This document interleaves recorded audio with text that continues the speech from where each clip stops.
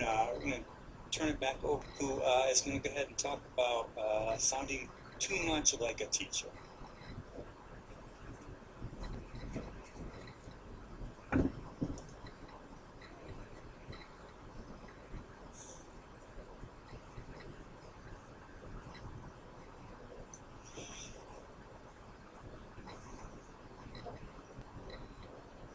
Okay, thank you, Steve. Hope you guys can hear me and that I'm back online.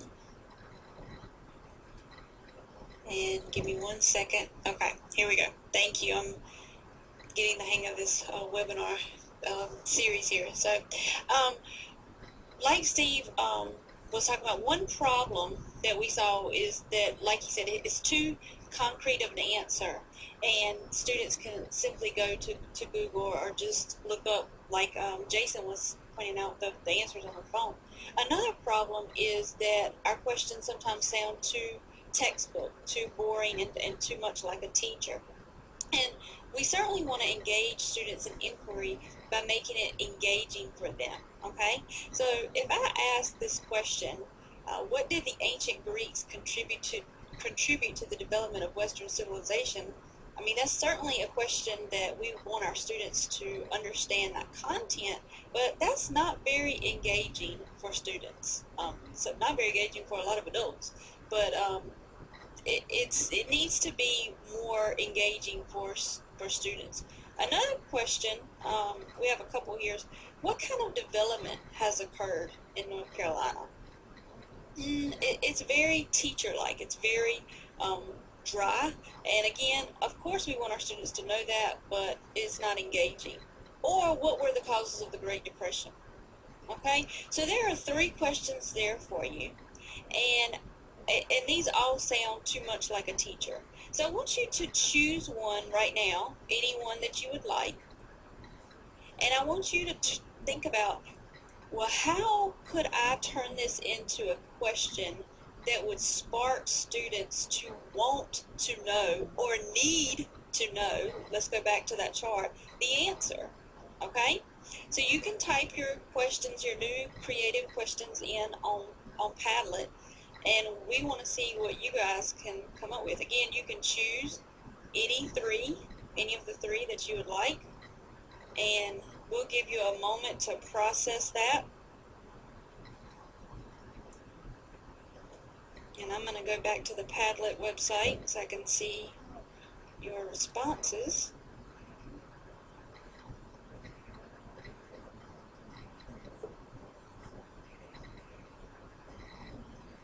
Oh, and I see one. Do the Greeks even matter today? I like that. I like that. I know some of you guys are still processing, so we definitely want to give you some time, because these are hard to come up with. How has your life been impacted by the contribution of the Greeks? Yeah, I really like that, because it makes the question personal to students, and they're really going to have to look at the things in their current society and in their current life that are impacted by Greek society. So I think that's a perfect example, both of those questions.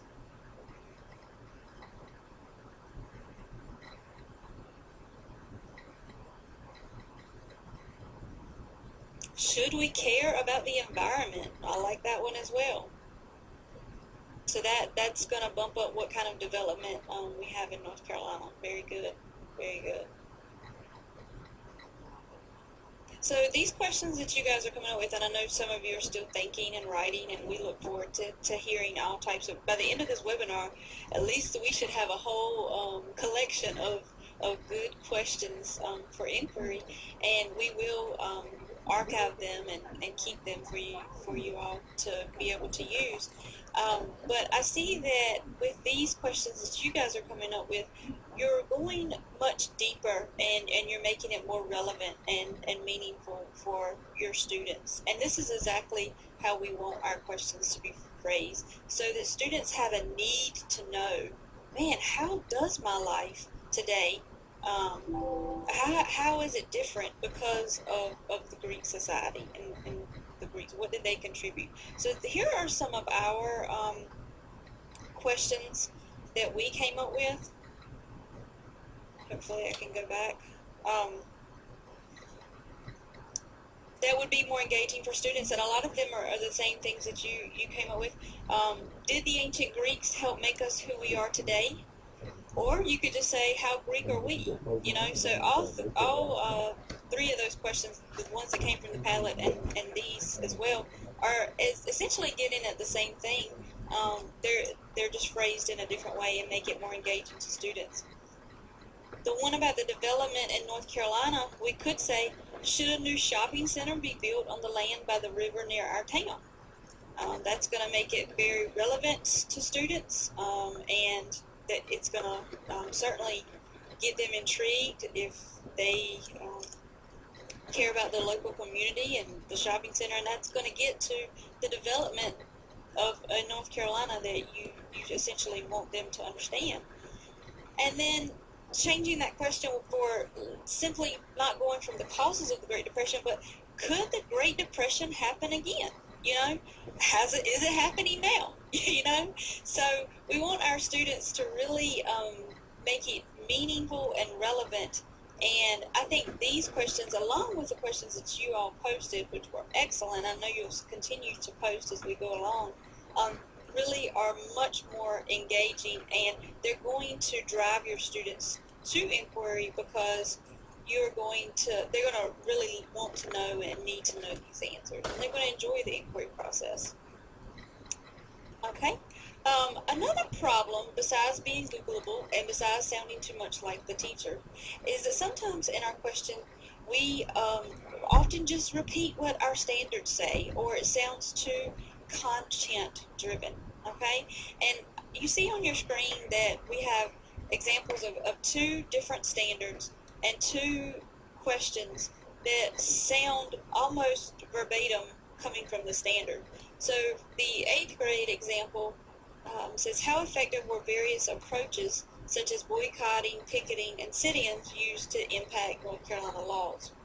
And the 7th grade example is, how has China been impacted by the development of its natural resources? And again, these are fine questions, but they're essentially the same thing that the standard says and not engaging to students. And this is what we often see. So I want you to, again, go to the Padlet. This time you only have 2 questions to choose from. And I want you to think of a way that you can change these questions and make them more student friendly and not too content specific from the standard. And again, I'll give you some time to think, and you can type your answer in the Padlet page. And while you're thinking, I feel like there is a need. Sometimes many teachers feel they need to plug those content words into the standards, and into the questions. But your students, they're still going to get the content, even if your questions don't sound like they're coming from the standards. They're still getting the content because they're going to have to learn the content as they go through the inquiry process. They're not going to be able to answer the question without learning that factual content that you really want them to know.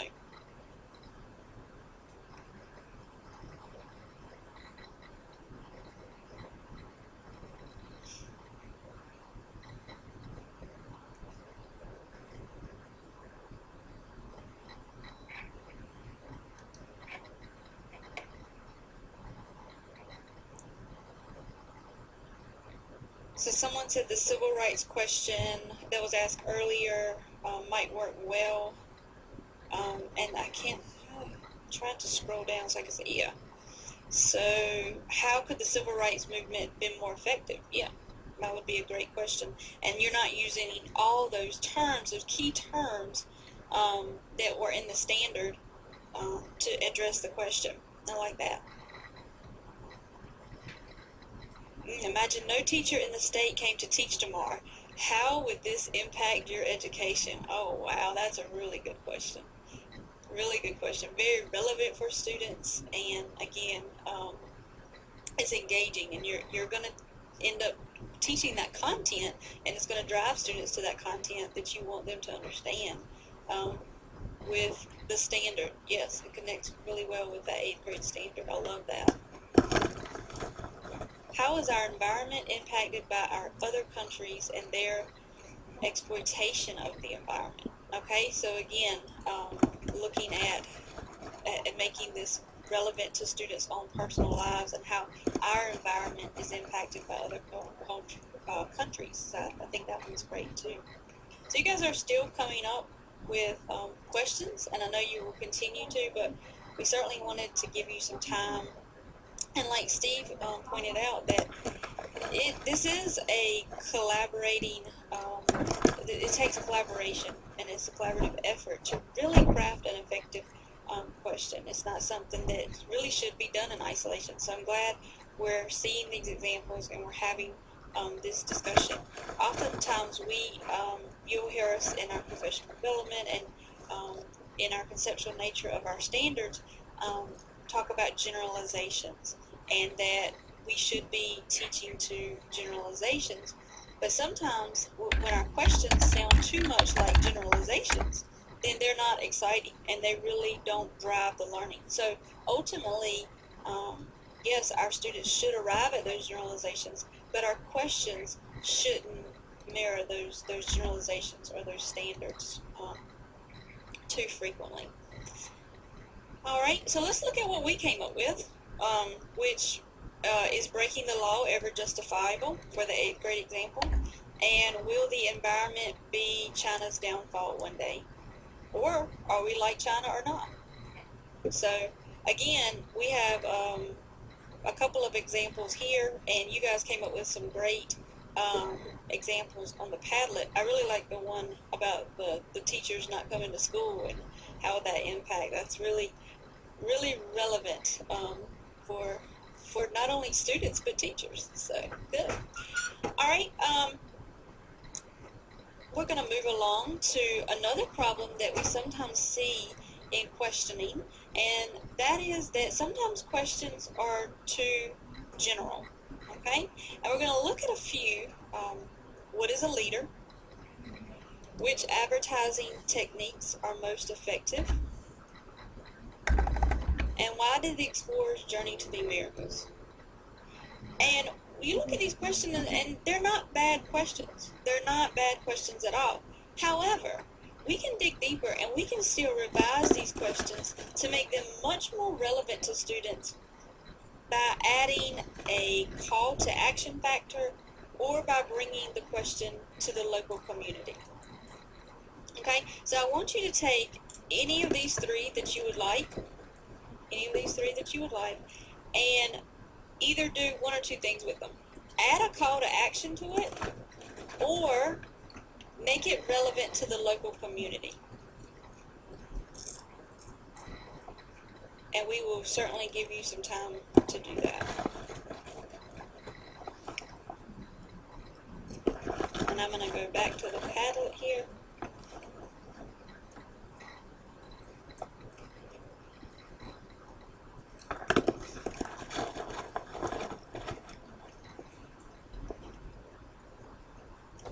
And I see a couple of you